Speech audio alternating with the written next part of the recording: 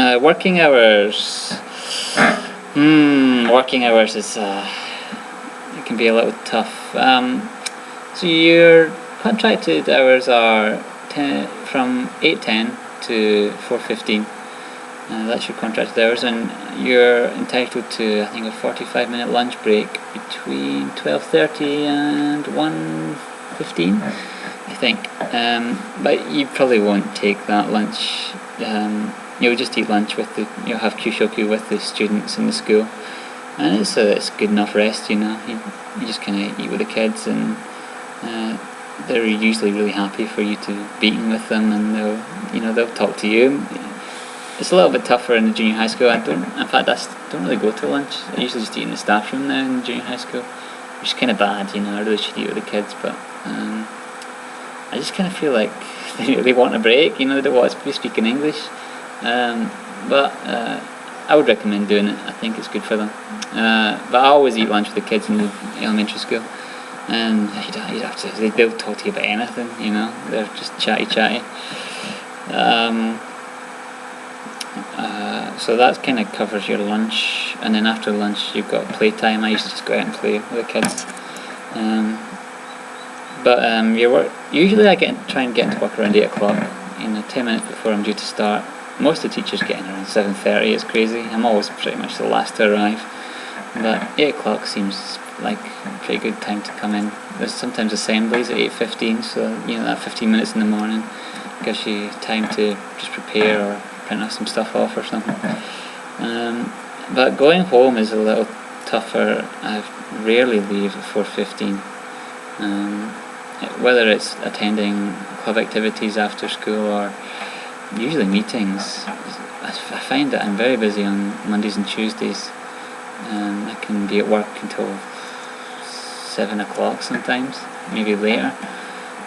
Just like having meetings with the teachers in the elementary school, and then preparing the materials. I've kind of got into a bad habit of having meetings the day before the lesson's due to take place, and it's probably not the best idea, because it means after you've had the meeting, usually you have to prepare the materials, and I don't want to be doing that at home, so I usually have to just stay at work and get it done. And you have to get it done that night, because there's no time in the morning the next day, so sometimes that can keep you at work late. And there's also a lot of demonstration lessons which take place where a lot of consultant teachers come and watch a lesson, and a lot of the teachers want to prepare for them quite thoroughly, and they'll often run on quite long into the evening. There's also kind of like English classes for the teachers in the elementary school called React. They take a lot of different sort of variations, and sometimes they're sort of just games and stuff. Sometimes they're covering course material for the elementary school students. Again, they run on till usually around 6. I've even done like just private lessons for some of the teachers, just little small English lessons, just to help them brush up on their English. So you'll probably find yourself at work quite late. Don't be surprised to be leaving around 6 o'clock, by sort of average 6 o'clock, I'd say. And saying that, Thursdays are usually, there's not much going on, and you can get away around 4:15. And actually I usually take that time to leave, because usually you've got your English conversation class on Thursday. So if you leave at 4:15, you go home, prepare a few materials, eat your dinner, and then go to your eikaiwa at 7. You've usually got about 2.5 hours to spare before then, and that's usually enough time to get something prepared. And then that eikaiwa usually goes on until 9. So it's a busy job. You're essentially working until about 6 o'clock every night, Monday, Tuesday, Wednesday, and then Thursday you've got your English conversation class. But Friday, joy of joys, you can go home early. Yeah, Friday's not so bad. All the teachers, mass exodus, leave to get the last ferry back to Takamatsu on Friday. That's the case in the elementary school anyway. Most teachers leave around 4:40 on a Friday. So you can do the same. You can go to Takamatsu, you can meet up with people, you can go home to Naoshima, sleep, do whatever you want. it's not the case in junior high school. Teachers have to stay there and attend club activities. But you probably find you'll go to the elementary school on the Friday just so you can join in with the leaving early. Yeah, but everyone's different. I know the ALT prior to me worked a kind of a similar schedule, and you probably find that there are sort of busy periods in the year and quieter periods. I know certainly at some points in the year I'll be going home around about 4:30 every day. You'll find that there are busy times and quiet times, but especially now I'm at work very late. Okay, but yeah, I want to say when I first arrived that wasn't the case. It took me a while to get used to the job, and I was leaving kind of early, so don't worry if that's what you're doing as well. But I think after time you'll probably find yourself staying a little bit later each night. I should say that the teachers don't leave until like, I don't know, 8 o'clock, 9 o'clock every day. It's crazy. I don't know why they do it. It's too much. But you don't have to stick to those expectations, you know. Even those teachers don't want to do it. They're just bound by sort of societal expectations. Okay, I'm getting a sore throat because I've been talking for like an hour and a half, so I'm going to stop soon. Okay, where are we? Dress code. Dress code. You'll be arriving in the summer holidays, so it's more casual. You could probably wear shorts if you really want to, because it's going to be that hot. But as soon as the lessons start up again, you're going to want to wear trousers. Everyone wears trousers. I usually wear polo shirts because they're kind of comfortable and they've got a collar. So, also I always wear an undervest, like kind of just like a vest, you know, because you do sweat a lot, and it's actually, you think it'd be strange to wear another layer, but I feel much more comfortable just having like a vest on, cause so obviously sweat really, it's kind of nasty, but it's just the truth that, you know. And it's actually much better because these vests you can get in Japan are made of like this kind of material which kind of keeps you cool, and your teacher doesn't stick to your back. It's actually kind of nice. In the winter, I usually wear again, I always wear a collar. That's what I say. Always a collar and always trousers. That's really the only rule I stick to. You can wear like jumpers and sweaters and stuff in the winter. But yeah, I think that's kind of fair assessment. If you've got a demonstration lesson and probably put a shirt on, you could wear a tie. I don't usually wear ties. As I mentioned to you, they had that kind of Cool Biz initiative where everyone in Japan wears a shirt with a open collar. So yeah, dress code, collar and trousers. That's what I'd go for. Smoking policy. You probably don't smoke, but if you do, there are a couple of locations that people smoking. One is on the balcony outside the elementary school office, and the other one for the junior high school is behind the gym hall. But whatever, you probably don't smoke.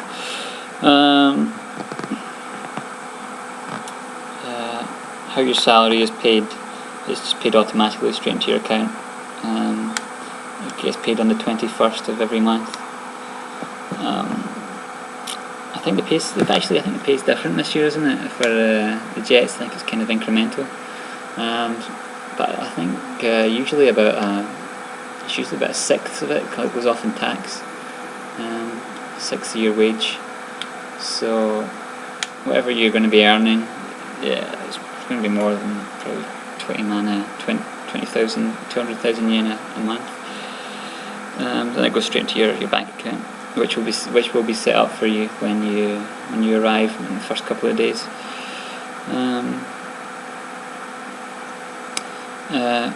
Whether you were given assistance with setting so you will be given assistance for setting up your bank account. Probably Kondo-san will be the person who does that with you, and he'll arrange time to meet with you at the bank, and he'll take you through the process, and you'll get one of these little hankos for stamping your personal seal, and that will be provided for you. there's been much debate what people are going to call you when you get here, because the ALT prior to me was called by his first name, Daniel, and everyone called him Daniel, and some of the teachers didn't like that because they thought that he should be called the same as what the other teachers are, their family name. And so when I arrived, they said, is it okay if the kids call you Mr. Kinsella? Because Kinsella is my surname. I'm like, yeah, sure, they can call me whatever. They can call me Richard, they can call me Kinsella. So what ended up happening was they thought like Kinsella was my first name. And I think probably a lot of students still do think it's my first name. And they just call me, because it's kind of Japanified, they call me Kinsera. So they go Kinsera, Kinsera. So that's kind of my Japanese name, which was not ideal, and it's probably not a good example, especially when we're meant to be teaching them English.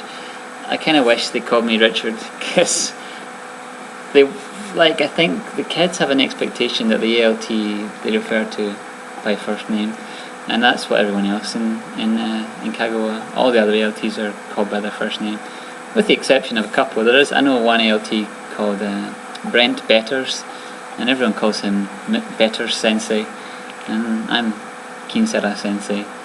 So I don't know. It's up to you. It's really up to you what you prefer. Yeah. So whatever. Yeah.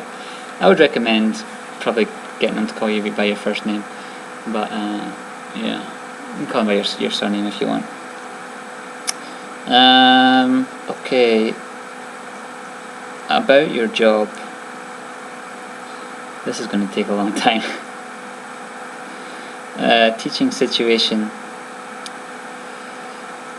Types of schools, school visits, schedule, a typical day lesson, teaching materials to bring, transportation to schools and office, what to expect from students, what to expect from teachers and colleagues, school, office activities you take part in. I think I've covered a lot of this material already. I'll make another video maybe tomorrow or sometime in the future. And actually this sort of information is maybe better to be written down, sort of stuff about your job role. So I'll probably write this down, and then it's something that you can refer to quite easily in the future. But I think I've given you a good introduction to sort of what to expect when you get here, and sort of the day-to-day sort of lifestyle things that will be happening. But yeah, cool. So I hope your plans are going well. I know it's almost impossible to really prepare for every situation that you can foresee happening, but I would just keep an open mind, you'll survive it. It's not that tough, and I genuinely think you've got one of the best jobs, so I wouldn't worry about the job role, and you'll be supported a lot by all the teachers who work here.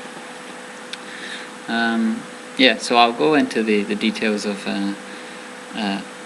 what your job consists of, and the kind of what your expectations should be of, what you should do as an ALT. So I hope this was useful. I'm gonna go try and work on that speech again for the speech contest. It's real tough. Okay, so I'll speak to you soon. Good luck with everything. See ya.